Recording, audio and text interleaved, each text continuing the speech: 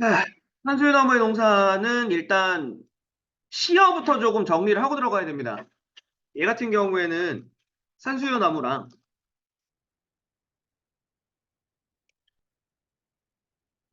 그 다음에 인간이랑 그쵸? 대조 대비라고 하는 걸 기본으로 두고 있죠.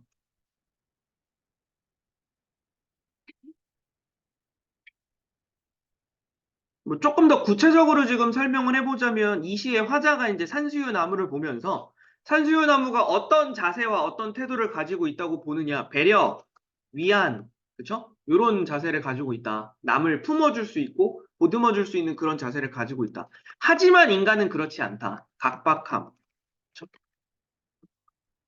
이기적임, 뭐 이런 거 있잖아. 그쵸? 인간의 이런 자세. 괜찮습니까? 당연히 화자가 긍정적으로 인지하고 있는 삶의 태도는 산수유 쪽이겠죠. 어, 긍정이고 부정이 되겠죠. 요거 일단 잡고 들어가는 게 제일 중요할 것 같아요. 왜냐면은 이때 이제 좀 주의하셔야 될 게 뭐냐면, 그래, 너네가 이 작품을 처음 만났을 때 산수유는 긍정이고 인간은 부정이다 다 알고는 있단 말이야. 그냥 한 번만 수업 들어봐도 안단 말이야. 근데 대신에 산수유 나무 인간이라고 하는 게 아니라 이 산수유 나무의 그늘과 그늘이잖아. 그렇죠? 나무의 그늘과 인간의 마음속 그늘. 괜찮습니까? 이것도 달라진다라는 거죠. 긍정적인 그늘과 부정적인 그늘이 있다고. 괜찮습니까? 그렇죠? 여기 조금만 덧붙여볼까? 나무의 그늘이랑 인간의 그 마음속 그늘. 괜찮죠? 음. 그러니까 똑같은 그늘과 그늘인데 이 시의 시적 의미가 달라진다라는 거죠. 괜찮습니까? 요거 좀 먼저 잡고 들어가셔야 됩니다. 괜찮죠? 절대 놓치면 안 되는 것 중에 하나가 되겠죠. 당연히 이제 이러한 자연물을 통한 깨달음, 교훈, 이런 것들을 노래하는 게 이제 이 시의 가장 핵심이 될 것이고. 자, 본문 바로 들어가겠습니다. 산수유나무가 노란 꽃을 터뜨리고 있다. 노란 꽃. 됐죠? 여기서도 이제 이런 얘기 꼭 하기도 해요. 나무에서 꽃이 피는 건 사실상 나무의 주체적인 행동이 아니잖아. 근데 여기서는 나무가 터뜨린다라고 얘기하고 있잖아. 그렇죠? 그러니까 꽃이 피는 것을 나무의 주체적인 행위로 묘사하고 있는 거죠. 됐습니까? 음. 그리고 이제 여기에 더불어서 추가적으로 산수유 나무는 그늘도 노랗다라고 지금 얘기하고 있죠. 괜찮습니까? 원래 우리가 알고 있는 일반적인 그늘의 이미지는 검고 어둡고 이거잖아. 그쵸? 근데 그 검고 어두운 이미지의 그늘을 노랗다라고 표현하는 거 괜찮습니까? 화자가 지니고 있는 화자가 이 산수유 나무 그늘에 대해서 보이는 태도가 반영된 거예요. 그죠? 화자의 긍정적 인식이 투영된 거라고.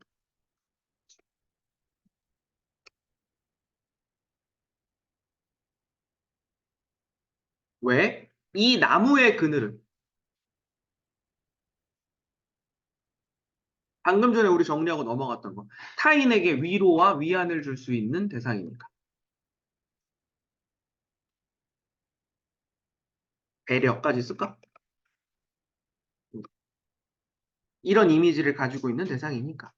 괜찮습니까?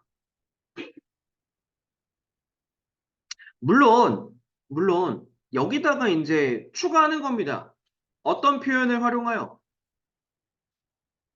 색채 이미지를 활용한 거잖아. 노랗다라고 하는, 됐죠? 시각적 이미지, 심상, 또는 색채어를 활용하여. 라는 말이 덧붙는 거라고. 그럼 이게 이제 선택지에 들어갈 수 있는 내용이 되겠죠? 시각적 이미지를 활용하여 또는 색채어를 활용하여 화자가 대상에 대해 지니고 있는 긍정적 인식을 부각하고 있다. 이런 식으로 이제 선택지를 구성하게 되는 거라고. 항상 표현법과 효과는 세트니까. 괜찮습니까?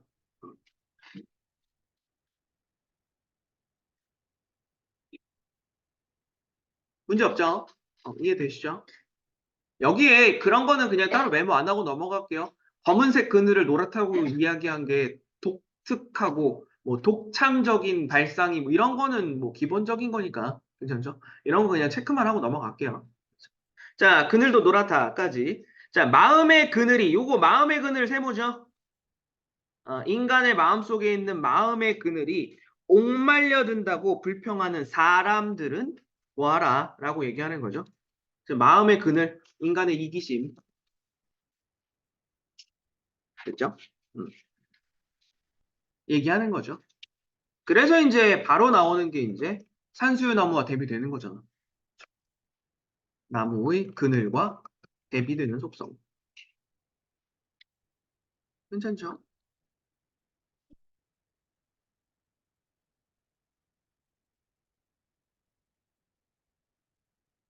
이 마지막에 나와 있는 그래서 이 보아라라고 하는 명령형 어미도 되게 중요해지는 거예요.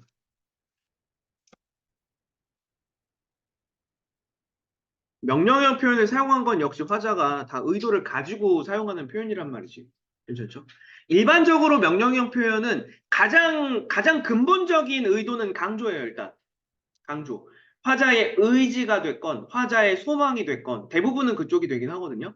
근데 이제 이 작품에는 의지나 소망 이런 거는 조금, 그쵸? 맞지가 않잖아. 의지, 소망 이런 말을. 그래서 이제 중요성 정도를 이제 조금 희석해서 접근을 하거든요. 그래서 그 중요성. 쏘리. 이렇게 정리하자. 나무 그늘, 산수유 나무 그늘의 가치를 강조. 그렇죠? 요런 식으로.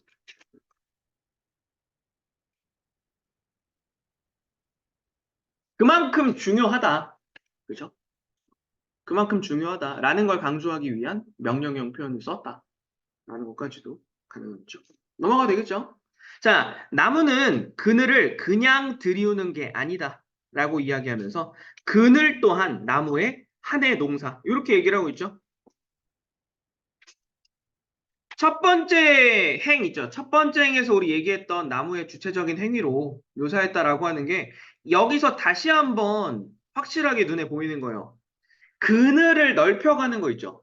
잘 보세요. 이게 원관념으로서 화자가 관찰한 거, 이 글의 작가가 관찰한 내용이라고 생각을 하자면 나무에 꽃이 피고 나무에 잎이 무성해지면서 그늘이 점차 넓어지는 거 있잖아. 그런 자연 현상. 그 자연 현상을 갖다가 나무가 농사를 짓는다라고 표현을 한 거죠, 지금. 되셨습니까? 그래서 요거를 갖다가 그냥 가볍게 먼저 얘기하면은 마찬가지죠. 나무의 주체적 행위로 묘사한 거고, 됐죠? 그늘이 넓어지는 현상을 원관령, 나무 그늘이 넓어지는 거, 괜찮죠? 근데 이걸 그래서 이제 2번으로 구분하는 게 조금 조심스럽긴 한데 같은 맥락입니다. 1번이랑 같은 맥락에서 결과적으로 나무가 농사를 짓는다라고 얘기하고 있는 거잖아. 그렇죠? 그러니까 얘를 갖다가 나무를 농부에 비유했다. 그리고 이와 더불어서 농부는 사람이잖아. 그래서 나무에 인격을 부여했다. 의인화했다. 이렇게도 접근을 해요.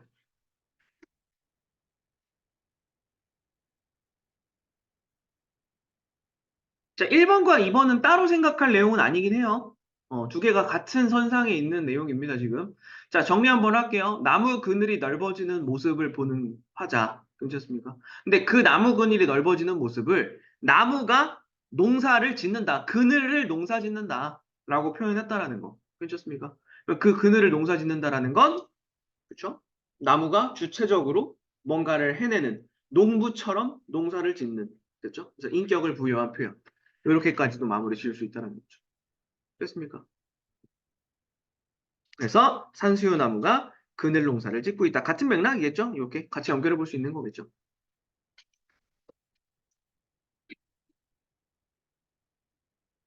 괜찮습니까? 다음 넘어갈게요. 음, 자, 내려가서 자, 꽃은 하늘에 피우지만 그늘은 땅에서 넓어진다라고 이야기를 합니다. 여기 지금 끊어서 정리해 보면 그렇죠? 요거 대꾸 또는 대조라고 얘기할 수도 있죠. 대구법 문장으로 바꿔보자. 이제 좀 익숙할 때 됐잖아, 우리는. 유사한 문장 구조, 그치, 통사 구조, 문장 구조 또는 통사 구조를 반복했다. 괜찮죠? 대조도 가능합니다. 하늘과 땅. 괜찮죠?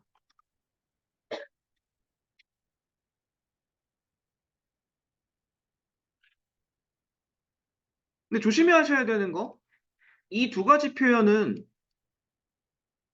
그죠? 이 두 가지 표현은, 뭐, 대구야, 이제 사실상 뭐 그렇다 치지만, 그죠? 대구는 운율 형성을 위해서 조금 많이 쓰는 거니까. 근데 이제 이 대조 같은 경우에 조금 주의하셔야 될 내용. 지금 여기 부분에서 하늘과 땅의 대조는 위쪽에서 우리 먼저 잡고 왔던 거 있죠? 산수유, 나무랑 인간의 대조. 이거랑 달라요. 괜찮습니까? 인간과 산수유, 나무의 대조 구별해야 된다고.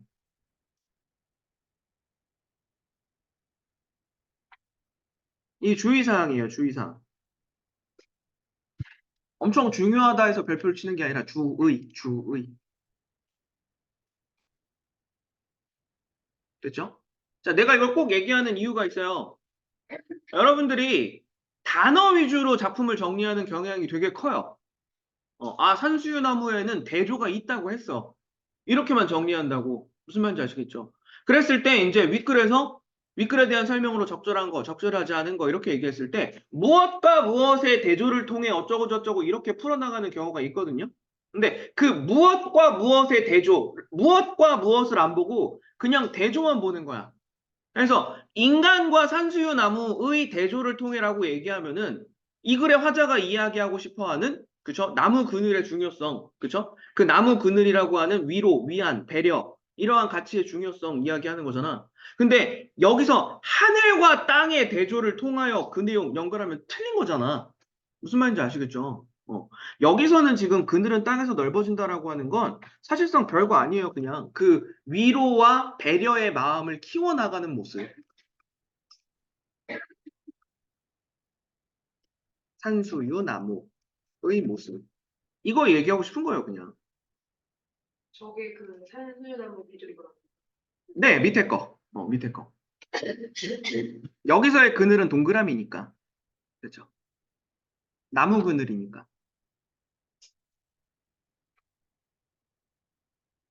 넘어가도 되겠죠. 자, 산수유 나무가 농부처럼 농사를 짓고 있다. 앞서서도 얘기했던 거니까 넘어갈게요. 농부의 비유. 자, 끌어모으면 벌써 노란 좁쌀 5대 무게의 그늘이다. 요렇게 좀 여기 좀 체크하고 넘어갈게요. 노란 좁쌀 5대 무게의 그늘. 잘 보세요. 여기 지금 화자가 보고 있는 그늘이라고 하는 건 일반적으로 시각적인 심상으로 접근을 하게 되죠. 근데 그 그늘을 무게의 개념으로 바꿔준 거야. 괜찮습니까? 시각적 이미지의 그늘을, 됐죠? 무게의 개념으로 변환한 거지. 됐죠? 그리고 이거를 조금 이제 굳이 뭐 이렇게까지 이야기를 하나 싶을 수도 있겠지만 혹시 모르니까 결국 이제 이 나무 그늘의 무게라고 표현한 게 실질적으로 이 화자는 뭘 의도한 거냐? 나무 그늘이 점점 빽빽해지는 거 있죠? 나무가 무성해지는 거. 그럼 이거 밀도잖아. 밀도를 무게의 개념으로 표현한 거로. 괜찮죠? 그늘의 밀도를 뭐 이렇게 해도 되겠네요. 됐죠? 그만큼 뭐가 된다? 그 나무 그늘의 가치. 그죠? 산수유 나무 그늘의 가치를 강조하고자 하는 의도가 들어간 것이 뭐가 괜찮습니까? 그럼 결과적으로 직접적으로 드러난 표현은 아니지만 인간들도 그쵸? 인간들도 그 마음속의 그늘, 옥말려 들어가는 그 마음속의 그늘이 아니라 저 산수유 나무의 그늘과 같은 자세를 지녀야 한다. 뭐 이렇게까지도 갈 수 있는 거지.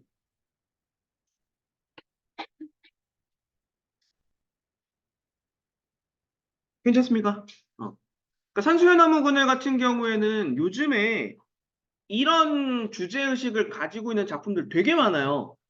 요즘에 모의고사에 인용되는 작품들 중에도 그래가지고 위로, 위안, 배려, 뭐 타인과 공동체적인 이게 진짜 요즘 모의고사에 진짜 많이 나오는 지문들이거든요. 옛날에 무슨 뭐 일제강점기라든지 무슨 뭐 여러 시대적 배경, 군사 독재 시절이라든지 이런 구체적인 시대적 배경을 가지고 있는 작품들도 물론 계속적으로 지속적으로 등장하고 있지만 이제 사실상 이제 우리 2024년이 넘어가고 있는 이 시점에 벌써 한참 지나긴 했잖아. 그 시대에. 물론 이제 역사적 가치가 있기 때문에 계속 보긴 할 겁니다. 하는데 그 이외에 이제 새로운 어떤 주제의식을 가지고 있는 작품들이 조금씩 등장하고 있는 거죠. 그래서 산수유나무 같은 경우에는 앞으로도 조금 더 눈여겨볼 만합니다. 이번 시험 때뿐만이 아니라. 주제의식을 가지고 있는 작품들까지 포함해서. 무슨 말인지 아시겠죠? 그래서 요거는 유사한 주제 연계 작품들도 조금 같이 정리해 보면 좋을 것 같아요. 뭐 당장 볼 건 아니지만 어쨌든 그렇게까지만 알고 계시면 되겠습니다. 오케이. 여기까지.